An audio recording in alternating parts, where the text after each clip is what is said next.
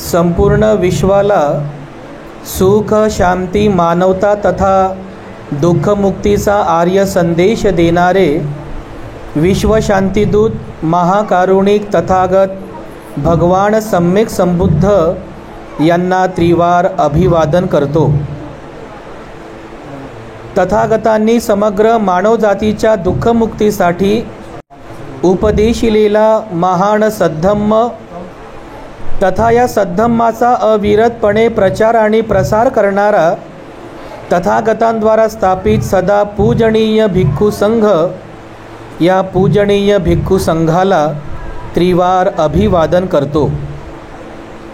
ज्यांच्या अथांग अमर्याद त्याग प्रभावामुळे या भारतभूमीला बुद्धभूमीचे रूप पुन्हा एकदा प्राप्त झालं, असे बौद्ध धम्माचे पुनरुद्धारक, तुम्हा आम्हा सर्वांचे उद्धार करते प्रज्ञा सूर्य बोधिसत्व डॉक्टर बाबासाहेब आंबेडकर यांच्या समग्र धम्मक्रांतीमध्ये जीवनाच्या शेवटच्या श्वासापर्यंत समर्पित राहून आजच्या या मंगलमय प्रसंगी नागपूर शहरामध्ये या ठिकाणी आजचा हा धम्मसंस्कार आपण संपन्न करीत आहोत। ढोणे परिवार आणि मनोहर परिवार या परिवारामध्ये क्षितिजा आणि रजत यांना प्राप्त झालेल्या, यांच्या परिवारात जन्मास आलेल्या बालिकेचा नामकरण धम्मसंस्कार आजच्या दिनी आपण संपन्न करीत आहोत। मी सर्वप्रथम त्या दोन्हीही परिवाराप्रती मंगलकामना अर्पण करतो। ढोणे परिवार आणि मनोहर परिवार या दोन्ही परिवाराप्रती अनंत मंगलकामना अर्पण करतो। विशेष करून क्षितिजा आणि रजत ज्यांच्या बालिकेचा नामकरण धम्मसंस्कार आज रोजी आपण या ठिकाणी संपन्न करीत आहोत। ज्या बालिकेला आज आपण अतिशय सुंदर असं नाव प्रदान केलेलं आहे, श्राविका। श्राविका हे नाव या बालिकेला आज आपण प्रदान केलं, तेव्हा श्राविका या बालिकेबद्दल सुद्धा मी भिक्खू संघाच्या वतीने प्रथमतः अनंत मंगलकामना अर्पण करतो, आशीर्वाद वचन अर्पण करतो। आजच्या या मंगलमय प्रसंगी माझ्या समवेत उपस्थित पूजनानंदजी थेरो, संचालक the great happiness YouTube channel, पूजनीय भिक्खू धम्मबोधीजी थेरो, संचालक purity of mind YouTube channel, आणि आपण सर्व धम्म उपासक, धम्म उपासिका, लहान बालक आणि बालिकांनो, आपल्या सर्वांच्या प्रती मंगलकामना अर्पण करतो। आज या नामकरण धम्मसंस्काराच्या निमित्ताने श्राविका या बालिकेला आशीर्वाद देण्यासाठी आपण सर्व या ठिकाणी जमलेले आहोत। भगवान बुद्धांच्या तत्त्वज्ञानाला अनुसरून जो काही धम्मसंस्कार आपल्या संस्कृतीमध्ये वर्णिलेला आहे, त्या धम्मसंस्कारामध्ये सांगितलेल्या 10 प्रकारच्या धम्मसंस्कारांपैकी हा सुद्धा एक धम्मसंस्कार अत्यंत महत्त्वाचा आहे, ज्याला आपण नामकरण संस्कार असं म्हणतो। जन्मास आलेल्या बाळाला, त्या बालकाला किंवा त्या बालिकेला सुंदरसं असं नाव प्रदान करण्याचा हा संस्कार आहे, आणि त्या नावानुसारच मग तो व्यक्ती, तो जो बालक, ती बालिका आहे, आपल्या जीवनाला आकार देते आणि स्वतःच्या मेहनतीने, कष्टाने स्वतःचं नाव लौकिक कमवते। बघा, काही लोक म्हणतात की नाम में क्या रखा है, असं म्हणतात ना काही लोक, नाम में क्या रखा है। त्यांचं म्हणणं काही दृष्ट्या बरोबर पण आहे, नावात काहीच ठेवलेलं नाही आहे, परंतु जर विचार केला ना तर नावातसुद्धा खूप काही ठेवलेलं आहे, नावातसुद्धा खूप काही ठेवलेलं आहे बघा। कारण त्या नावामध्ये एक मोठा अर्थ दडलेला असतो, त्या नावामागे एक खूप मोठा इतिहास असतो। जेव्हा आपण त्या नावाचा अर्थ जाणतो, जेव्हा आपण त्या नावामागचा इतिहास जाणतो, तर मनामध्ये जी प्रेरणा जागृत होते की अरे, माझ्या नावाचा हा अर्थ होतो आहे, तर मला त्या अर्थाप्रमाणे जीवन घडवायचं आहे। अरे, माझ्या नावामागचा हा एवढा मोठा प्रेरणादायी इतिहास आहे, तर मला त्या इतिहासाचा एक अंश बनायचा आहे, त्याप्रमाणे मला वागायचं आहे। बांधवांनो, नावातसुद्धा खूप काही आहे बरं, नावातसुद्धा खूप काही आहे. नाहीतर नाव असते धनवंती आणि रस्त्याने भीक मागत आहे. नाव असते रूपमती, आता पुढचं समजूनच घ्या ना, डोळे ढळ ना नाकी ढळ, नाव रूपमती आहे की नाही. नाव असते सखाराम किंवा सुखाराम, पण जीवनामध्ये ना सखा आहे कोणी ना सुख आहे की नाही. नामाचे सगळं उलटच होत आहे बघा. म्हणून आपण जे काही नाव ठेवतो त्या नावामध्ये एक चांगला अर्थ असला पाहिजे आणि त्या अर्थाप्रमाणे आपण आपल्या जीवनाला घडविण्याचा त्याप्रमाणे प्रयत्न पण केला पाहिजे.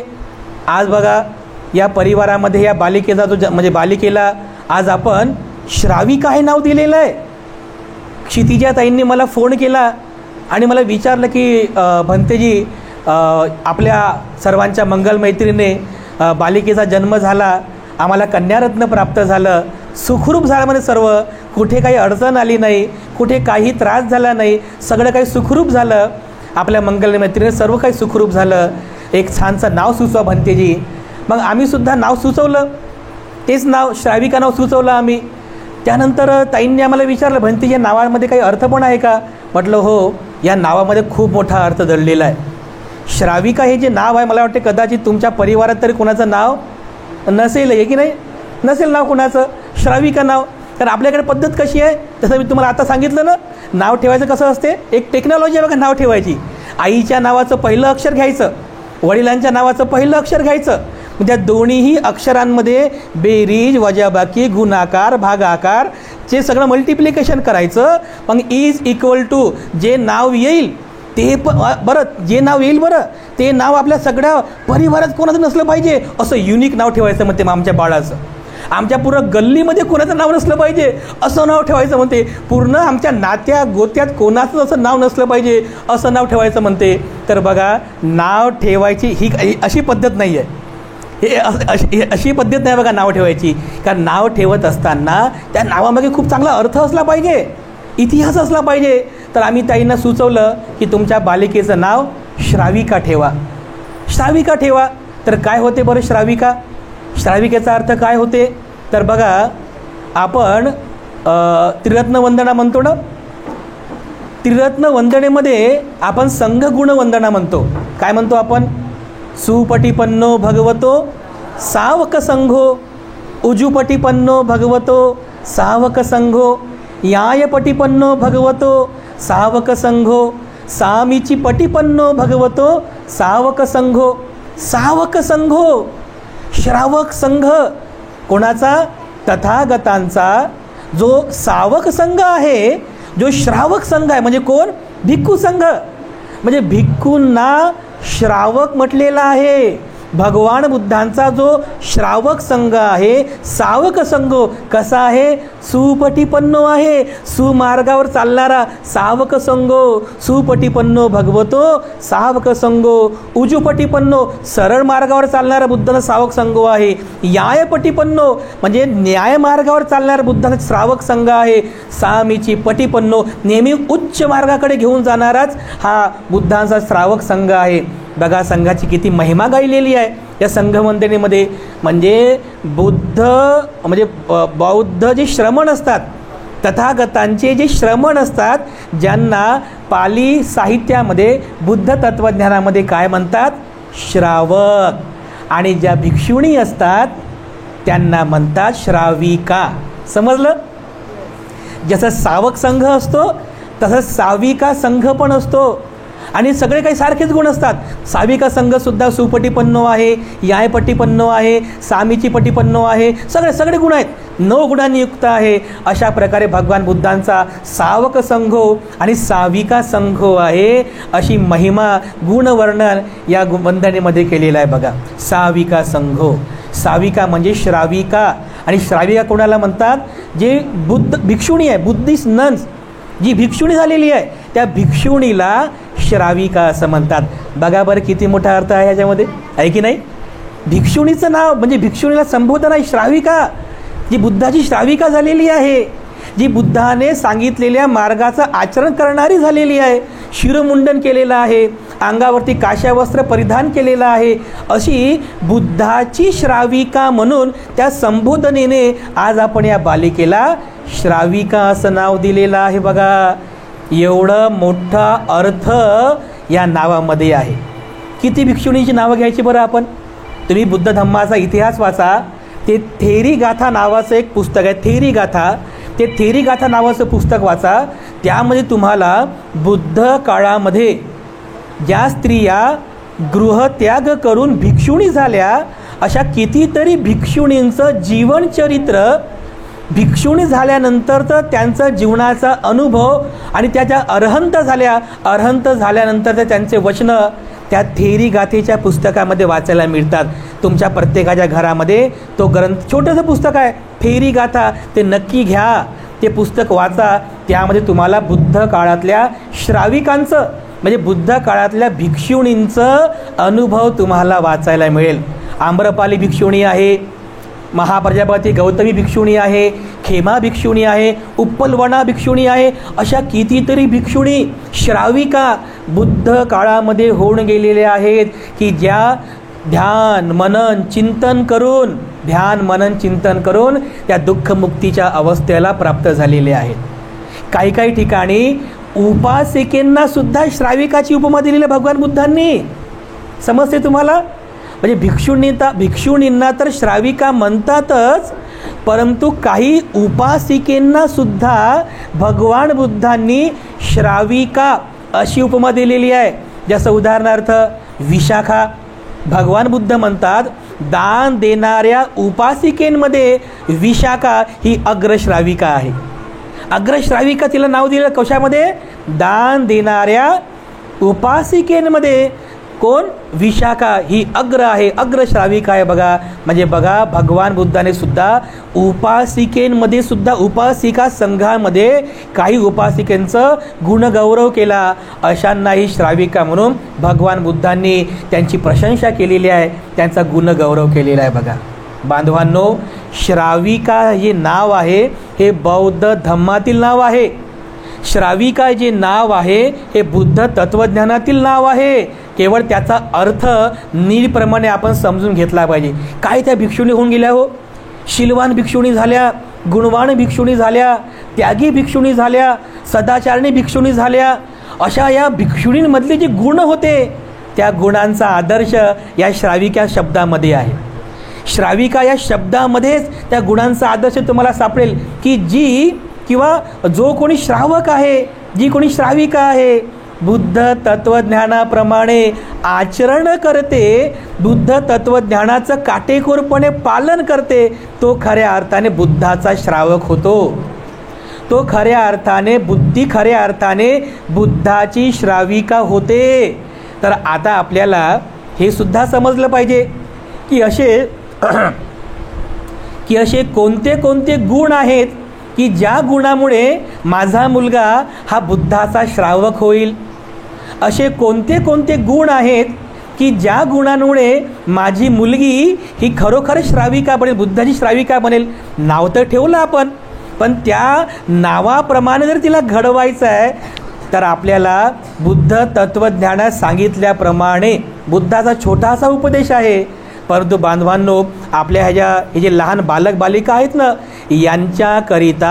यांच्या सुखी जीवनाकरिता अत्यंत महत्त्वाचा हा बुद्धाचा उपदेश आहे. तो तुम्ही सर्व मातापित्यांनी नीटपणे समजून घ्या. भगवान बुद्धाचं तत्वज्ञान आहे. जसं आपल्याला वाटतं की माझा मुलगा हा बुद्धाचा श्रावक बनावा, माझी मुलगी ही बुद्धाची श्राविका बनावी, तर अशा मातापित्यांनी आपल्या बालकांना 4 गोष्टींनी युक्त करणं अतिशय महत्त्वाचं आहे. किती गोष्टी? 4 गोष्टी. 4 गोष्टींनी त्याला युक्त करा. त्या 4 गोष्टीची शिकवण त्याला द्या. म्हणजे जसं आपण पाहतो ना की मातापिता म्हणतात की मला माझ्या मुलाला डॉक्टर बनवायचं आहे, मला माझ्या मुलाला वकील बनवायचं आहे, मला माझ्या मुलाला कलेक्टर बनवायचं आहे, मला माझ्या मुलाला पोलीस बनवायचं आहे. असं मातेपित्याची इच्छा असते की नाही? बरोबर आहे. मातापित्यांना वाटतं की माझ्या मुलाने, माझ्या मुलीने, माझ्या बाळांनी खूप चांगलं शिकून उच्च पदापर्यंत जावं आणि मोठ्या पदावर जाऊन त्यांनी स्वतःचं नावलौकिक कमवावं. मातेपित्यांचं नाव रोशन करावं, परिवाराचं नाव रोशन करावं असं सगळ्याच मातापित्यांना वाटते. पण या सोबत भगवान बुद्धांनी सांगितलेल्या या 4 गोष्टींनी सुद्धा माझं बाळ युक्त व्हावं असंही प्रत्येक मातापित्यांमध्ये असलं पाहिजे. तुम्ही माझा बाळ पोलीस बनावा, वकील बनावा, सगळं हे योग्यच आहे, परंतु बुद्धाने सांगितलेले ही 4 तत्त्व त्याला शिकवा. त्या 4 तत्वांप्रमाणे त्याला बनवा. तर ही 4 तत्वे कोणती आहेत तर तुम्हाला मी व्यवस्थित सांगतो, त्याप्रमाणे आपण समजून घ्यावं. पहिलं जे तत्व आहे की तुम्ही मातापित्यांनी आपल्या बाळाला तसं बनवावं. पहिलं तत्व आहे की प्रत्येक मातापित्यांनी आपल्या बाळाला श्रद्धावान बनवावं. समजलं पहिलं तत्व? प्रत्येक मातापित्यांनी आपल्या बाळाला काय बनवायचं आहे? आपल्या बाळाला श्रद्धावान बनवायचं आहे. श्रद्धावान. तर श्रद्धावान बनवायचं आहे तर श्रद्धा कशावर असली पाहिजे? श्रद्धा ही बुद्ध, धम्म आणि संघावर आपल्या बाळाची श्रद्धा असली पाहिजे. त्यानंतर ज्यांच्यामुळे आपला उद्धार झाला असे आपले उद्धार करते बोधिसत्व डॉक्टर बाबासाहेब आंबेडकरांवरती आपल्या बाळाची श्रद्धा असली पाहिजे. मग याकरिता काय करावं लागेल? मातापित्यांची श्रद्धा असली पाहिजे ना, बरोबर आहे की नाही? जर मातापित्यांची श्रद्धा नसेल, आईबाबांची श्रद्धा नसेल, तर बाळाची श्रद्धा कशी काय उत्पन्न होईल बुद्ध धम्मावर, बाबासाहेबांवरती? नाही होणार ना. म्हणून याकरिता माता पिता सुद्धा श्रद्धावान असले पाहिजे. बघा बांधवांनो, ते माता पिता किंवा तो परिवार खूप सुखी असतो की ज्या परिवारामध्ये ते पती पत्नी हे समान श्रद्धावान असतात. समान श्रद्धावान. जर पती हा बुद्ध धम्म संघावर श्रद्धा ठेवणारा असेल, त्याची पत्नीसुद्धा बुद्ध धम्म संघावर श्रद्धा ठेवणारी असेल, तर कधीही त्या पती पत्नीमध्ये कधी भांडणं होत नाहीत, कधी झगडे तंटे होत नाही. नाही तर आम्ही एक परिवार बघितला, तो पती आपल्या पत्नीला म्हणतो, अगं पौर्णिमेला अमावस्येला उपवास करत जा. पत्नी काय म्हणते, नाही मी माझा देवीचा उपवासच धरते. त्याच्यामुळे भांडणं झाले बघा. पती म्हणतो की उपवास धर, अष्टशील उपवास व्रत कर. पत्नीमध्ये नाही मला देवीचाच उपवास धरायचा आहे. झाले भांडणं सुरू. कशामुळे झालं बघा? श्रद्धा वेगवेगळी आहे ना. पतीची श्रद्धा वेगळी, पत्नीची श्रद्धा वेगळी आहे. म्हणून बुद्ध काय म्हणतात, पती आणि पत्नीची श्रद्धा जर समान असेल तर त्या परिवारात कधी भांडणं होत नाहीत. म्हणून पतीसुद्धा म्हणजे तो जो पती आहे आणि पत्नी आहे, जर दोघेही समान श्रद्धावान असतील तर त्यांचं बाळसुद्धा श्रद्धावान होते. आपल्या बाळामध्ये तो श्रद्धागुण विकसित करा.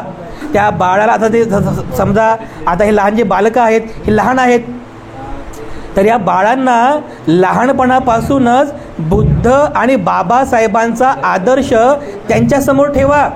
हे जे लहान बालक बालिका आहेत ना, त्यांना अगदी लहानपणापासूनच ते बुद्धाचं रूप त्यांना दाखवा. त्यांना असं बुद्धाचं रूप दाखवा आणि त्यांना म्हणा, अरे बाळा हे बघ, हे आपले बुद्ध आहेत. बाळा हे बुद्ध आहेत. भगवान बुद्धांनी कधी हिंसा केली नाही, भगवान बुद्धांनी कधी चोरी केली नाही, कधी व्यभिचार केला नाही, कधी खोटं बोलले नाही, बुद्धांनी कधी मद्यपान केलं नाही, नशापान केलं नाही. बाळा तुला बुद्धाप्रमाणे शीलवान बनायचं आहे असं त्याला शिकावं लागेल ना. आपल्याला बुद्धाचा आदर्श त्याच्यासमोर निर्माण करावा लागेल ना, तरच तर त्याच्या चित्तामध्ये बुद्धाप्रती श्रद्धा निर्माण होईल.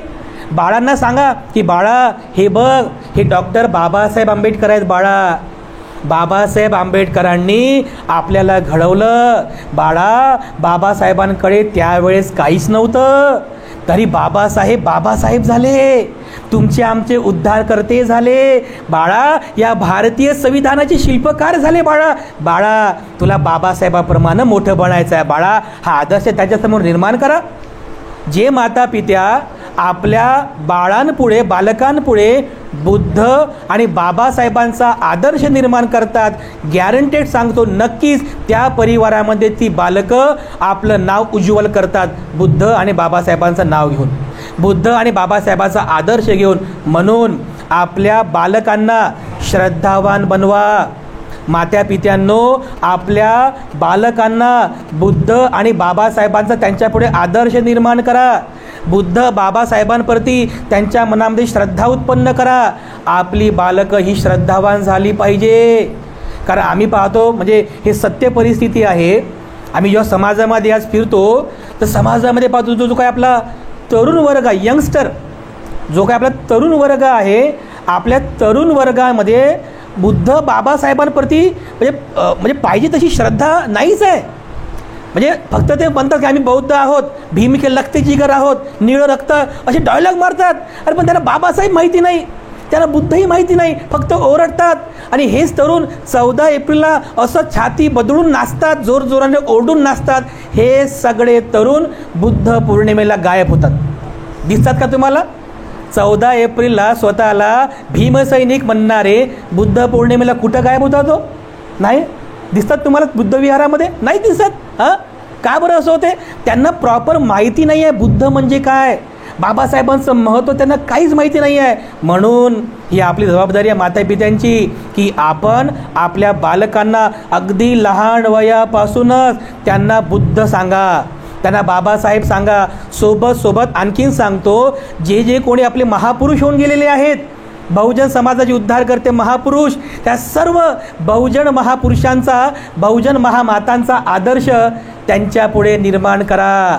ही मातापित्यांची जबाबदारी आहे. समजलं का तुम्हाला? मातापित्यांना पहिलं काय करायचं? आपल्याला आपल्या बाळांना श्रद्धावान बनवायचं आहे. हे पहिलं तत्त्व तुम्ही सर्वांनी समजून घ्यावं. दुसरं, मातापित्यांनी आपल्या बाळाला शीलवान बनविण्याचा प्रयत्न करावा. शीलवान बनवा आपल्या बाळांना. बघा, आज आपल्या समाजामध्ये आपण हे चित्र पाहतो. आपला जो तरुण वर्ग आहे, आपल्या तरुण वर्गामध्ये हा सर्वात मोठा एक प्रॉब्लेम निर्माण झालेला आहे. तो म्हणजे आपला जो तरुण वर्ग आहे, आपला तरुण वर्ग हळूहळू व्यसनाधीनतेकडे वळत चाललेला आहे. तरुण मुलं व्यसनाधीनतेमध्ये वळत चाललेले आहेत.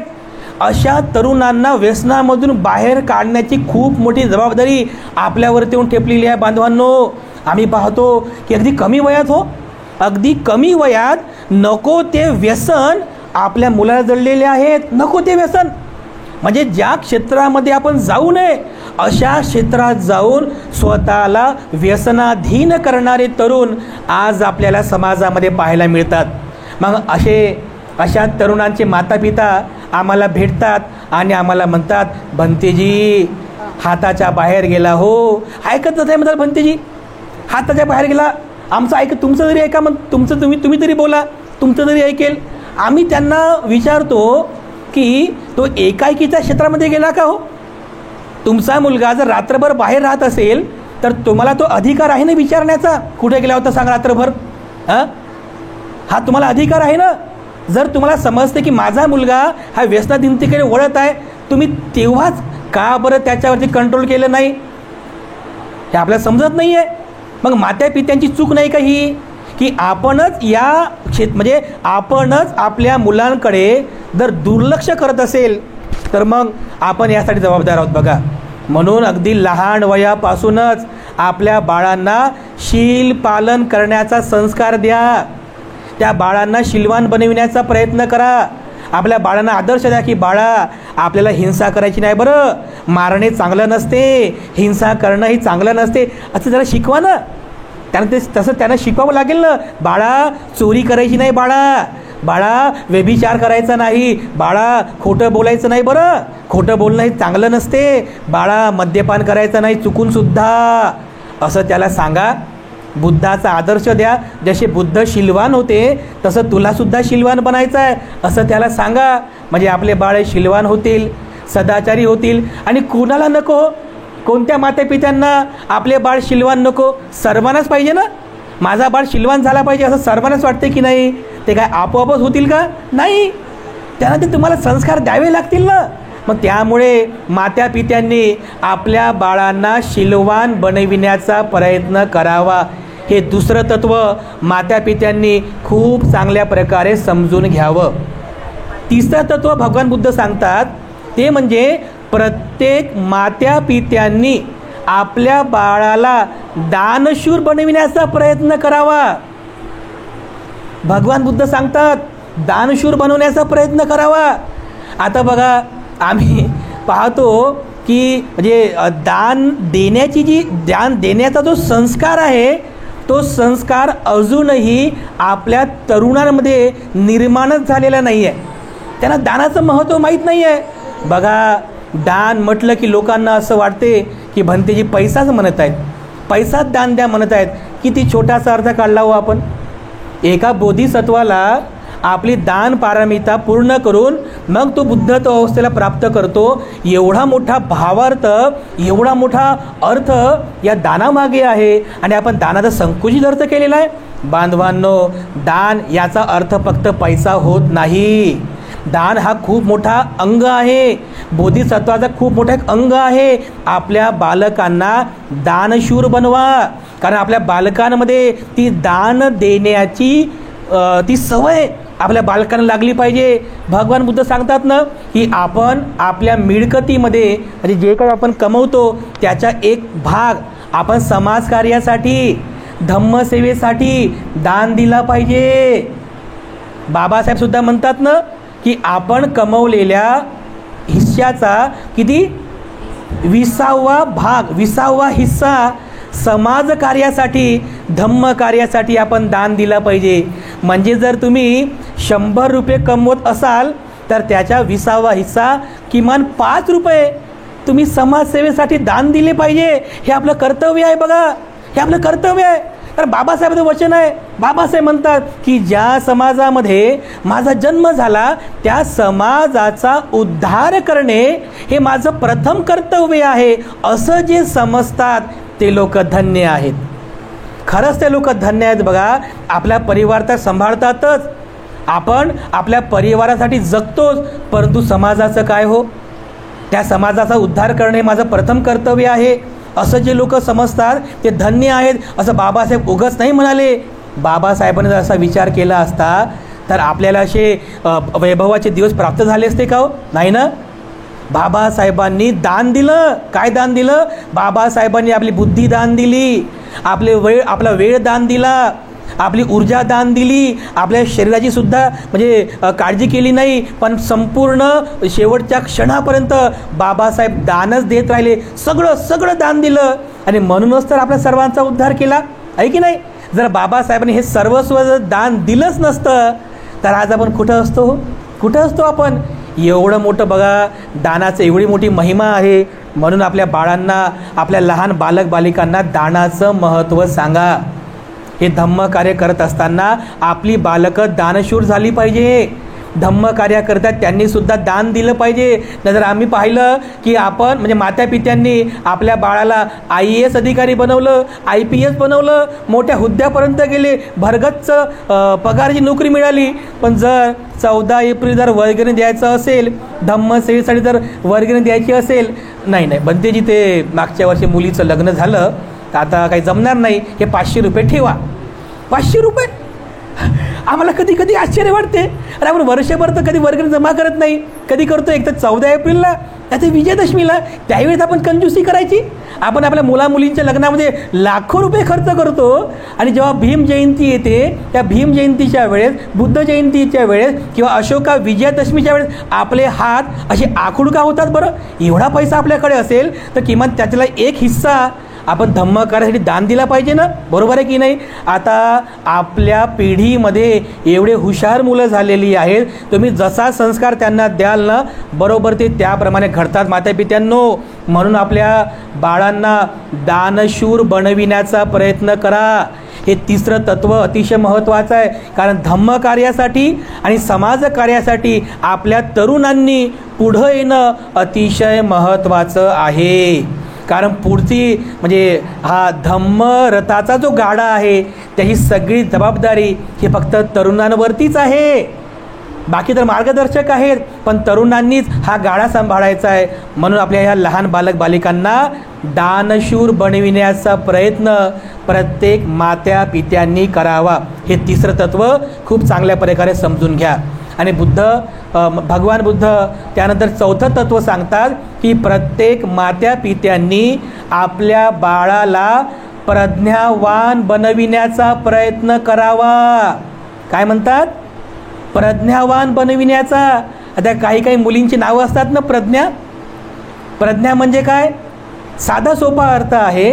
प्रज्ञा याचा व्यावहारिक अर्थ होतो शहाणपणा.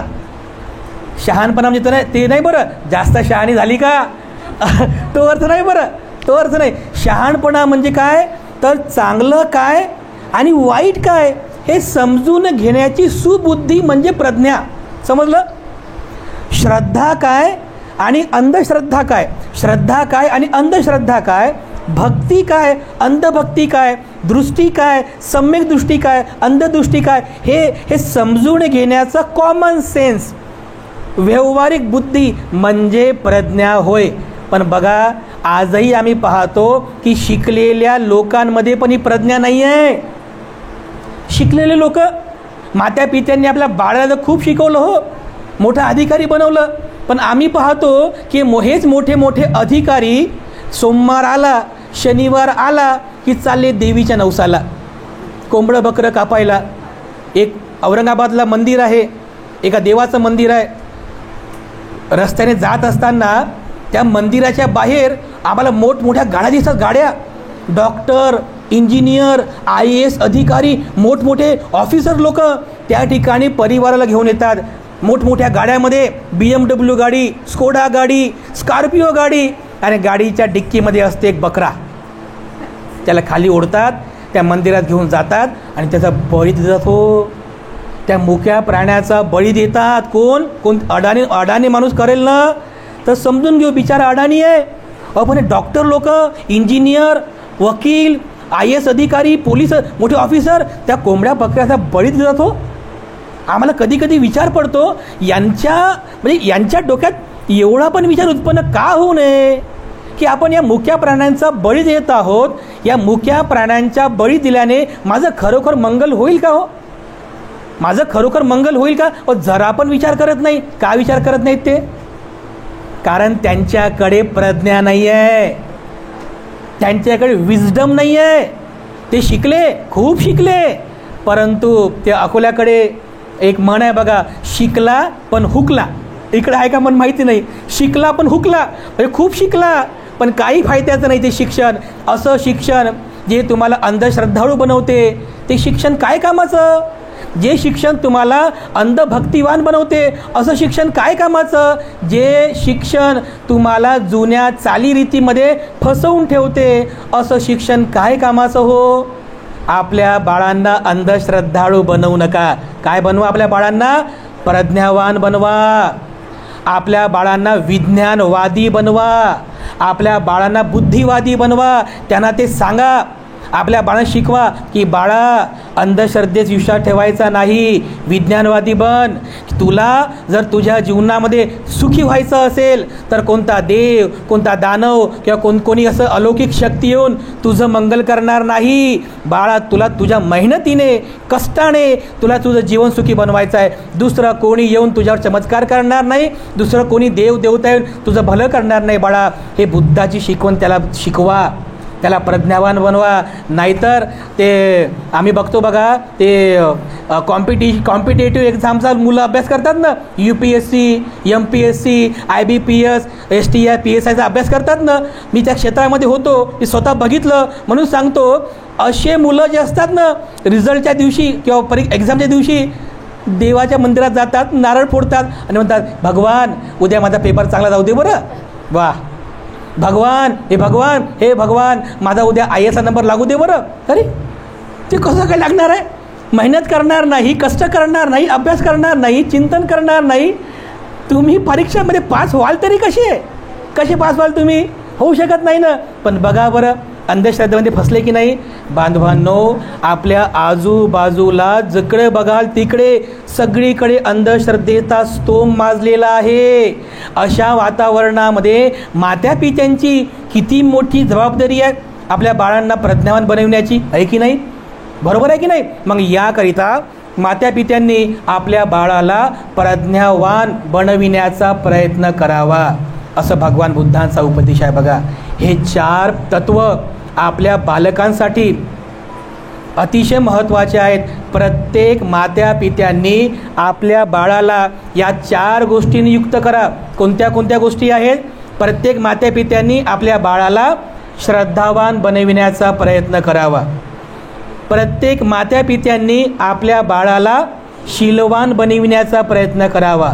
प्रत्येक मातापित्यांनी आपल्या बाळाला दानशूर बनविण्याचा प्रयत्न करावा.